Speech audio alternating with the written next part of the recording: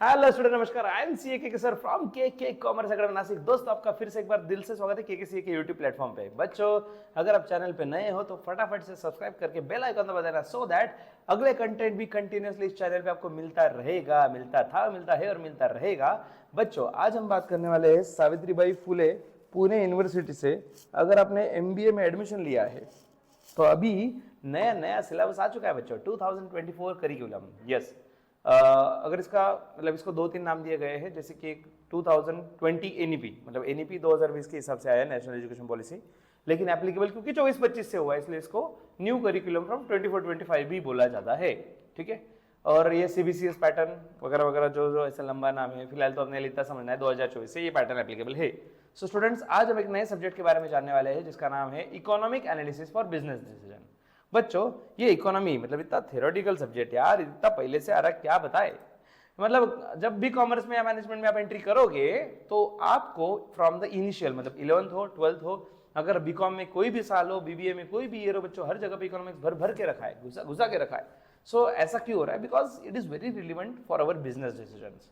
Day to day business decision लेने में हमें इकोनॉमी बहुत काम में आता है। इतना ही है सर, हम थोड़ी, हमारे पापा तो बिजनेसमैन है सर, उन्होंने तो कभी इकोनॉमिक्स नहीं पढ़ा, वो तो कभी कॉमर्स में थे ही नहीं।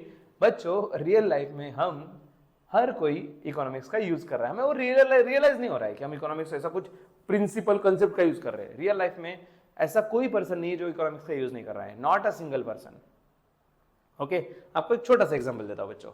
अगर आप कोई शॉपिंग करने गए, फॉर एग्जांपल प्याज खरीदने गए, प्याज खरीदने गए और घर से बोला था आपको कि फॉर एग्जांपल 5 लाख नहीं, 5 kg प्याज लाना है। ठीक है, सो यू आर एक्सपेक्टिंग कि 20 रुपीज प्राइस था प्याज का, सो 20 × 5 वो हिसाब से 100 रुपीज के हिसाब से आप गए थे। ठीक है, तो वहां पे गए, देन यू आस्क कि 5 किलो प्याज चाहिए, तो व्हाट इज द रेट? तो दे टोल्ड 50 रुपए रेट हो चुका है। ओ माय गॉड, 50 रुपए किलो! अरे 20 रुपए पकड़ समझ के चल रहा था मैं, 50 रुपए किलो। मम्मी को बोल लगा, मम्मी, क्योंकि अगर डायरेक्ट लेके जाएंगे तो मम्मी से डायरेक्ट गालियां पड़ेंगी, कोई डाउट ही नहीं उसमें। मम्मी को फोन लगाया, मम्मी ऐसा ऐसा मैटर है, 50 रुपए। अरे क्या बात कर रहा, सिर्फ एक किलो लेके आओ, वो भी घर पे गेस्ट आ रहे नहीं तो वो भी नहीं लाते थे, अर्जेंट में 1 किलो लेके आ बस। बच्चों, जैसे ही प्राइस बढ़ गई हमारी डिमांड कम हो गई। इसके लिए इकोनॉमिक्स थोड़ी पढ़ा, कॉमन सेंस वाला पार्ट है ना मेरे भाई। तो ये इकोनॉमिक्स में दिया गया है, ये इकोनॉमिक्स हम रियल लाइफ में एप्लीकेबल करते हैं। तो ये जो सब्जेक्ट के बच्चों, it is covered under GC, that is compulsory course. ये कंपल्सरी जेनेरिक कोर कोर्स इस कैटेगरी में आता है, जिसका वेटेज है 3 क्रेडिट स्कोर। 3 क्रेडिट स्कोर के लिए आपको एग्जाम में आने वाला है। ठीक है, सो स्टूडेंट्स, लेट्स सी, अब डिटेल में देखते हैं इस सब्जेक्ट के बारे में। GC 03 general course 03 economic analysis for business decision. Let's see in detail. So बच्चों, सबसे पहले मैनेजरियल इकोनॉमिक्स, जो फर्स्ट चैप्टर है वो है मैनेजरियल इकोनॉमिक्स। बच्चों, अभी मैनेजरियल से स्टार्ट क्यों किया? Because you will be a manager. बच्चों, एमबीए करने के बाद आप मैनेजर के पोजीशन पे रहोगे या फिर एटलीस्ट टॉप मैनेजमेंट में कहीं ना कहीं रहोगे, तो आपको मैनेजरियल एंगल से पता होना चाहिए। तो हमें इकोनॉमिक्स के जो बेसिक कंसेप्ट है, what is concept of economy क्या है, इकोनॉमिक्स क्या है, माइक्रो इकोनॉमिक्स क्या है, मैक्रो इकोनॉमिक्स क्या है, और इसके नेचर स्कोप वगैरह हम देखेंगे। अगर आपको याद होगा थोड़ा थोड़ा, तो ये डायरेक्टली 11th स्टैंडर्ड में, 11th कॉमर्स में हुआ करता था। लेकिन मे भी जरूरी नहीं कि आप सब लोग कॉमर्स वाले हो, मैनेजमेंट वाले हो। एमबीए कोर्स सबके लिए खुला है, हमारा दरवाजा खुला है और खुला ही रहेगा। अगर एमबीए के लिए बहुत सारे अलग अलग स्ट्रीम के बच्चे आते हैं, तो अलग अलग स्ट्रीम के बच्चे आने वाले हैं, तो सबको पता होना चाहिए ना बेसिक वाला पार्ट, इसलिए ये बेसिक पार्ट पहले कवर किया है। उसके बाद what is the concept of firm? Firm क्या होता है, मार्केट क्या होता है? फर्म मतलब जैसे कि इंडिविजुअल, एक बिजनेस मतलब फर्म है, तो सब बिजनेस जो है वो मिलकर इंडस्ट्री बन जाती है, मार्केट बनता है। तो फर्म का मतलब क्या, मार्केट मतलब क्या? अब फर्म के ऑब्जेक्टिव, भाई अपन धंधा क्यों कर रहे हैं, क्या ऑब्जेक्टिव है? सबसे पहला, सबसे भाई बड़ा ना भैया, सबसे बड़ा रुपया, तो प्रॉफिट कमाना है। तो पहला प्रॉफिट मैक्सिमाइजेशन मॉडल, ये डिफरेंट डिफरेंट मॉडल दिए बच्चों में। Even economist theory of firm, उसके बाद Cyert and March behaviour theory, Marris growth maximisation model, Baumol static and dynamic model, Williamson managerial discretionary theory. तो ऐसे हमें डिफरेंट डिफरेंट थ्योरीज और मॉडल दिए गए हैं। बच्चों, अगर आप में से कोई सोचता है तो ये बिना स्टडी के हो जाएगा, एग्जाम के टाइम कर लेंगे, पढ़ के हो जाएगा। बच्चों, अगर सिर्फ डिमांड या सप्लाई सिर्फ बेसिक चीज होती ना, कॉमन सेंस से लिखना है, तो मैं बोलता डेफिनेटली लिख लोगे। लेकिन अगर आपको क्लियर नाम से ही पूछने वाले, क्लियर नाम समझ रहा है, थियरीज और मॉडल्स दिए हैं, आपको पूछा गया डायरेक्टली कि मैरिज ग्रोथ मैक्सिमाइजेशन मॉडल समझाओ, तो आप क्या मन से लिख पाओगे? अगर आपको मॉडल नहीं पता है तो आप नहीं लिख पाओगे बच्चों। इसलिए आई एम नॉट सेइंग कि आप सिर्फ केकेसीए ज्वाइन करो, आप कोई भी क्लास ज्वाइन करो, जिस भी प्लेटफॉर्म पे पढ़ना चाहते हो, ऑनलाइन पढ़ो, ऑफलाइन पढ़ो, सेल्फ स्टडी करो, लेकिन पढ़ने के सिवा होगा नहीं, ये माइंड में क्लियर करो।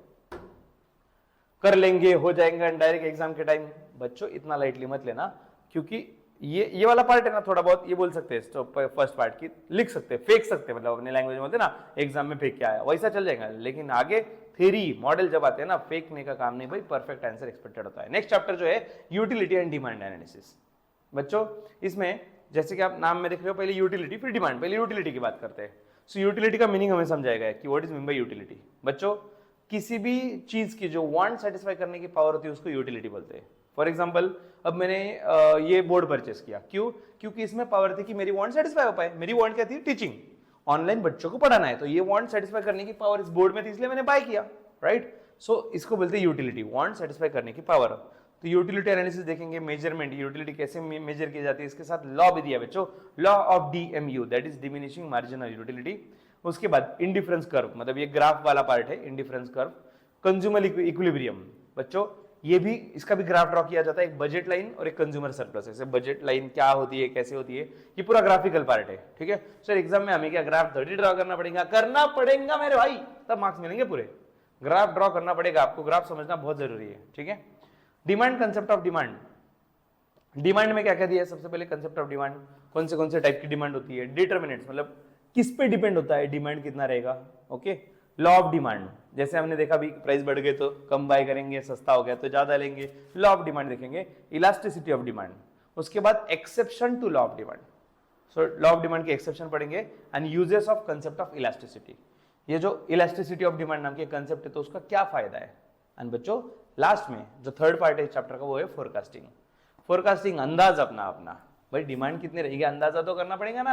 अगर हम प्रोड्यूसर है, हम प्रोडक्ट बनाते जा रहे हैं, कस्टमर है क्या नहीं देखो ना भाई, सो हमें फोरकास्ट करना जरूरी है।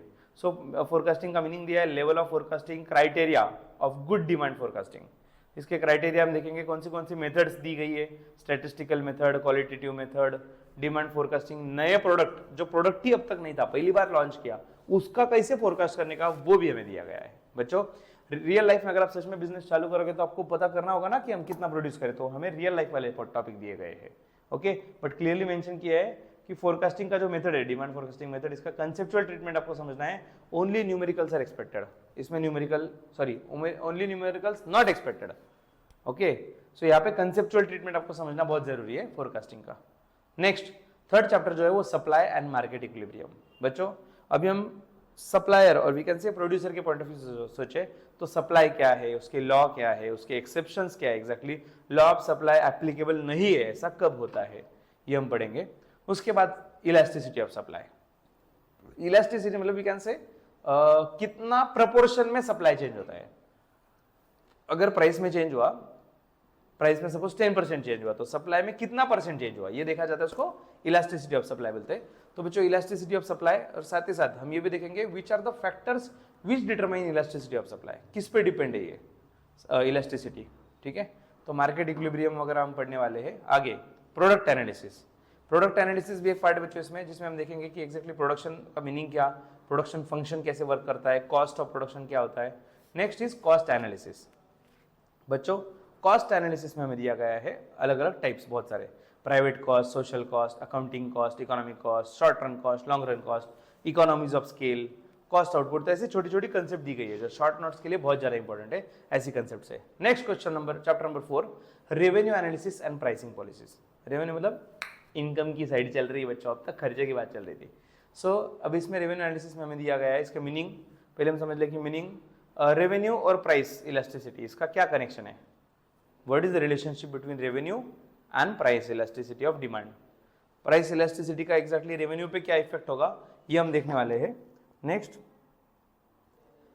कॉस्ट, अलग अलग प्राइसिंग, प्रोडक्ट की प्राइस कैसी है उसकी अलग अलग मेथड होती है, cost plus pricing, marginal cost pricing, cyclical pricing, penetration pricing, उसके बाद प्राइस स्कीमिंग, ट्रांसफर प्राइसिंग। बच्चों हमें जो प्रोडक्ट बेचना है ना मार्केट में, किस प्राइस पे बेचा जाए वो कैलकुलेट करने के अलग अलग फंड है, अलग अलग मेथड्स है, वो हमें यहाँ पे दिए गए हैं, ओके, क्योंकि हमने देखा है भाई आज के रेट में अगर आप देखोगे एप्पल सबसे महंगे से महंगा प्रोडक्ट देके भी मतलब सबसे ज्यादा प्राइस चार्ज करके भी बेच रहा है, और अंबानी फुकट में नेट बेच के भी बेच रहा है, जिसकी उसकी स्ट्रेटेजी होती है। तो स्ट्रेटेजी हमें देखनी है यहाँ पे।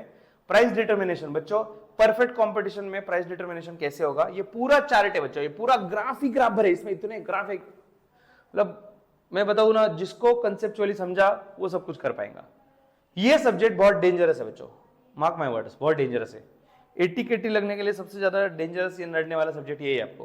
तो हम इसमें देखने वाले हैं price determination under perfect competition, और साथ में उसके बाद में पढ़ेंगे price determination under imperfect competition. Okay, so market में जो कंपटीशन के टाइप होते हैं, परफेक्ट कंपटीशन, इम्परफेक्ट कंपटीशन, सो दोनों भी सिचुएशन में एग्जैक्टली प्राइसिंग कैसे सेट करेंगे, प्रोडक्ट का प्राइसिंग कैसे डिसाइड करेंगे, वो हम पढ़ेंगे। लास्ट में दिया है प्रॉफिट पॉलिसी। सो बिजनेस में होता है पहले बीईपी, ब्रेक इवन एनालिसिस, मतलब पहले खर्चा तो निकालो भाई, प्रॉफिट नहीं हुआ तो चलेगा, फिर profit forecasting, need of government intervention की क्या जरूरत है, ये हम सब कुछ पढ़ेंगे। लास्ट चैप्टर जो है बच्चों अपना वो है consumption function and investment function. So इसमें क्या है देखो, सबसे मतलब ये चैप्टर जैसे नाम है वैसे दो पार्ट में बटा हुआ है, एक तो कंजम्पशन वाला रिलेटेड और इन्वेस्टमेंट से रिलेटेड। सो कंजम्पशन फंक्शन, इन्वेस्टमेंट फंक्शन, उसका मीनिंग दिया है। उसके बाद marginal efficiency of capital and business expectation, multiplier, accelerator. तो बच्चों ये चीजें हमारे लिए नई है। अगर आप इवन कॉमर्स फील्ड से बिलोंग करते थे इसके पहले, अगर आपको लगता है कि इकोनॉमिक्स आता है, फिर भी ये चीजें अपने लिए नई है, ये समझना पड़ेगा, ये थोड़ा टेक्निकल पार्ट है, ठीक है। और business cycle, so business cycle, so students इसमें क्या क्या आएगा, पहले बात तो मीनिंग, उसकी फीचर्स बिजनेस साइकिल के, then theories of business cycle, business cycle की जो थेरीज है बच्चों, जैसे मैंने आपको बताया था कि बिजनेस का टाइम पीरियड होता है ना, प्रोडक्ट लाइफ साइकिल जैसा बिजनेस साइकिल भी होता है, अप होता है, टॉप पे होता है, डाउन होता है, तो ये सब चीजें हैं। So measure to control the business cycle, how we can control the business cycle, business cycles and business decisions. तो ये पार्ट हमें दिया हुआ है कंजम्पशन एंड इन्वेस्टमेंट फंक्शन में, ठीक है। सो स्टूडेंट्स ये सब कुछ अगर आप डिटेल में कंटेंट चाहते हो तो you have to download our app from play store पे जाकर आपको टाइप करना है KKCA, और अगर आप एप्पल यूजर हो तो ऐप स्टोर पे जाकर टाइप करना है my coaching by apex. Description box में लिंक दिया गया है। See you in the batch, तब तक के लिए students happy learning with KKCA, bye bye.